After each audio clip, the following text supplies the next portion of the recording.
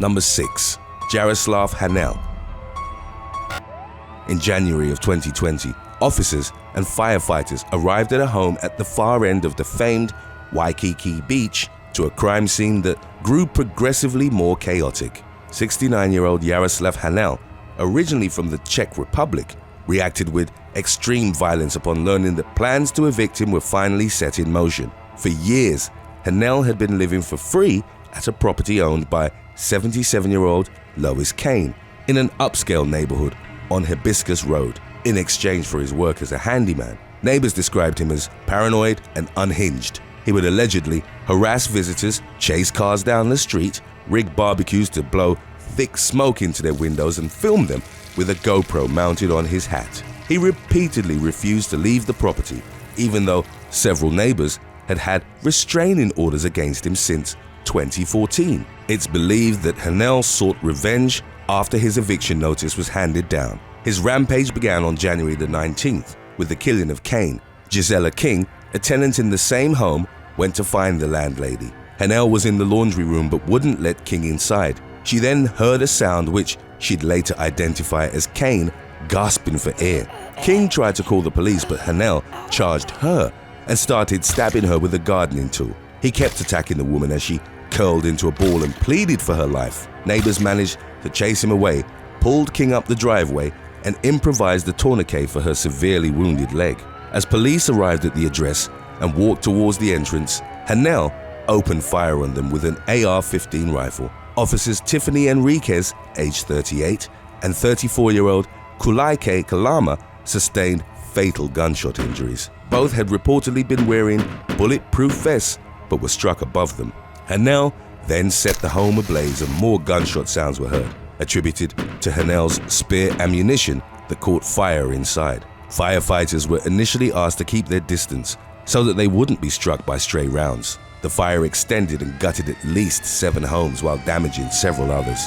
The remains of Hanel and Kane were recovered from the ashes and positively identified. Honolulu Police Chief Susan Ballard held back tears as she announced the death of the 2 officers whom she said were like her kids, while King mourned the passing of Kane, whom she regarded as a mother figure. Number 5. Lindani Maeni. A former rugby player and Idols contestant from South Africa was fatally shot by Honolulu police officers in April of 2021 following an alleged burglary. A 911 call provided some insight into the incident that ended in the death of Lindani Maeni, reported as a prince from the Zulu kingdom. He entered an Airbnb rented by Shain Sabine Wang and her husband. The woman called the police claiming that an intruder was inside. As confirmed by the caller, Maeni had already left the home when officers arrived at the scene. It was after 8 p.m. and in the dark, a physical struggle ensued between 29-year-old Maeni and the officers, which resulted in them shooting him dead. 2 versions of events emerged in the aftermath. It was reported that Maeni had failed to comply after being ordered to get on the ground and that he attacked the officers. They reportedly tried to use non-lethal means of incapacitating the former professional athlete, including a taser, all of which proved ineffective. Fearing for their lives, they then fired their service weapons. Maeni was taken to the Queen's Medical Center where he passed away from multiple gunshot injuries. All 3 officers were hurt, and one of them had to be treated for a concussion. The official version of events was challenged in a wrongful death lawsuit filed by Maeni's widow, Lindsay, originally from Oahu. She, Maeni, and their 2 children had recently moved to Hawaii. According to the suit, Maeni had thought he was visiting a temple which was next door to the property and left when becoming aware his presence in the home was unwanted. The suit claimed that Maeni had been treated as less than a human being and, as an unarmed black man, had been racially discriminated by the renters and the arresting officers. Maeni had asked, "Who are you?" as a flashlight shone into his eyes and a weapon was pointed at him prior to attacking the officers. Bodycam footage indicated that they'd only announced themselves as the police after 4 shots had already rung out. Footage from a doorbell surveillance camera seemingly confirmed that Maeni had mistakenly thought he was visiting a temple, as he left and repeatedly apologized to the couple. The homeowner reported that the property had been misidentified as such in the past. Maeni was also wearing his ukulele, a traditional ceremonial Zulu headband, in homage to the spiritual place he thought he was entering. None of the officers were charged in the incident, and it's unclear if the matter would be reinvestigated. For their part, the Wangs reported that Maeni had followed them into the home and filmed them, claiming to be the homeowner, before rummaging through their bedrooms. Police wouldn't confirm if it was the same story they'd shared when detectives first interviewed them. Number 4. Jill Hansen. In May of 2014, a surfer was taken to jail with bail set at $1 million on attempted murder charges after hitting an elderly woman with her car.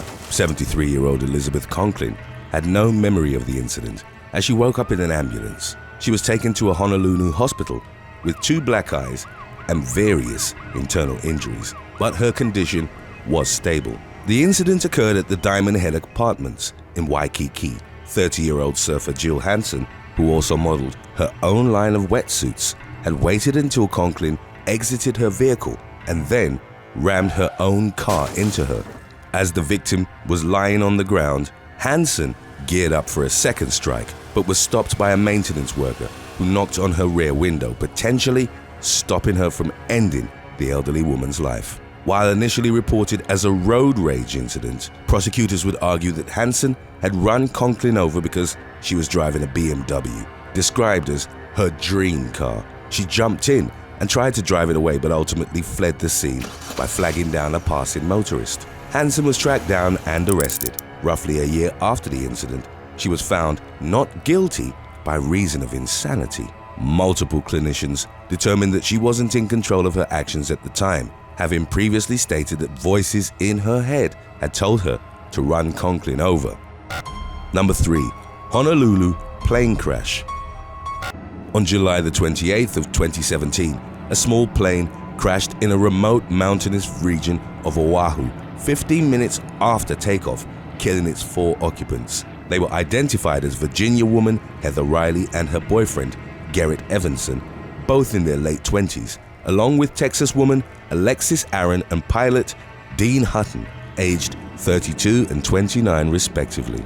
Traffic control operators lost communication with the Beech 19A fixed-wing single-engine aircraft shortly after it had departed from Honolulu Airport. It was determined that it had crashed into the mountainside shortly before 7 p.m. The wreckage and bodies were discovered the following day in the Waianae Mountains above Kunia. An investigation by the National Transportation Safety Board attributed the crash to pilot error and found no mechanical issues with the aircraft. It's been reported that after performing several 360-degree loops, Hutton was flying at a low altitude and too close to the mountain. A witness had reported seeing the low-flying aircraft attempt to make a turn and then hearing a boom after it had gone out of view.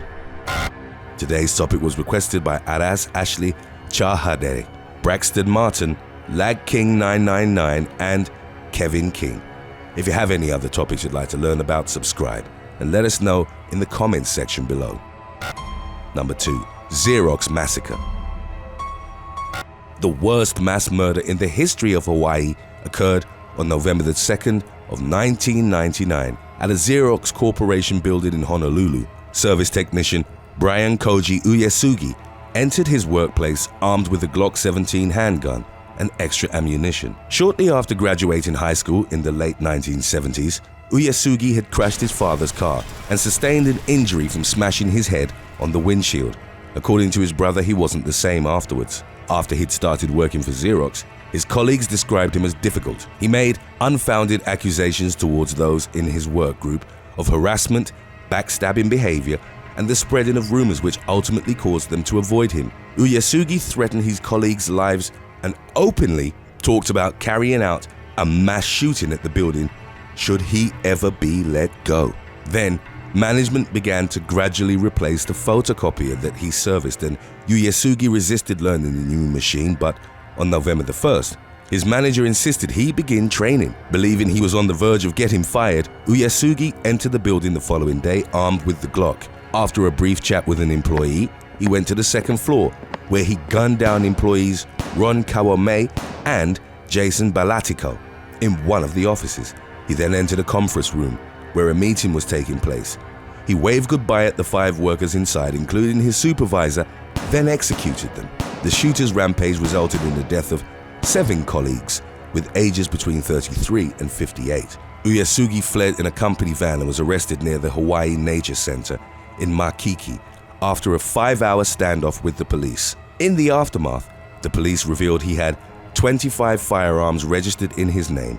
During his trial, doctors determined that he fulfilled the criteria for schizophrenia, but he was deemed competent to stand trial. Hawaii doesn't have the death penalty, and in 2000, the Honolulu-born killer was sentenced to life in prison with a minimum of 235 years served, the longest sentence ever ordered for a Hawaii inmate. Legislation was passed at state level in the massacre's wake that required doctors to reveal the mental state of people looking to buy guns. Number 1. Honolulu Strangler.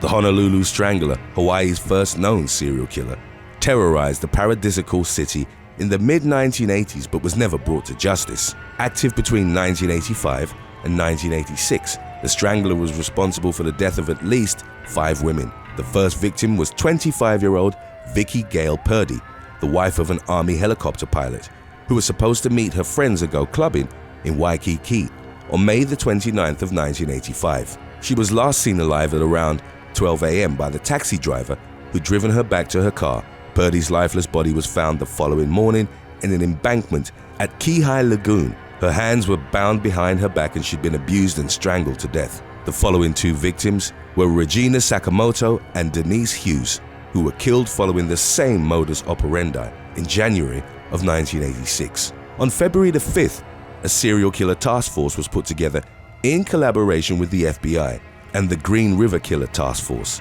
The Honolulu Strangler was determined to be an opportunistic killer who didn't stalk his victims, but instead preyed on vulnerable women when they were alone at bus stops or other locations. Evidence suggested that to avoid detection, he carried out his crimes in the back of a light-colored van. 2 more killings followed. 25-year-old Louise Medeiros disappeared after she told her family she would return by bus from the airport on March the 26th. Road workers found her decomposing body unclothed in the lower half and with the hands bound behind her back near Waikele Stream in early April. The Strangler's last known victim was 36-year-old Linda Pesce. She was reported missing by her roommate after she'd failed to return home from work on April the 29th. In the aftermath of her disappearance, a man named Howard Gay approached the police, claiming that a psychic had told him where to find Pesce's body. He led them to an exact location on Sand Island and, while the body wasn't there, it was eventually recovered elsewhere on the island. Gay was arrested and became the police's most prominent suspect. 2 of his former partners had revealed that he partook in bondage, a potentially incriminating fetish considering the nature of the crimes. He also fit the suspected build and age of the killer. Gay was interrogated for hours and took a polygraph test, which came back inconclusive. However, much of the evidence that the authorities had to tie him to the killings was deemed circumstantial. He became a free man and stated, "The police have released me. That's all I know. They have plenty of good cause. They're doing their job." The killings stopped following his arrest and release. Gay died of kidney failure in 2003. Several leading members of the task force believed that had DNA testing been available at the time, he would have been confirmed as the Honolulu Strangler. Thanks for watching. Be sure to click on one of the links on your screen for more videos.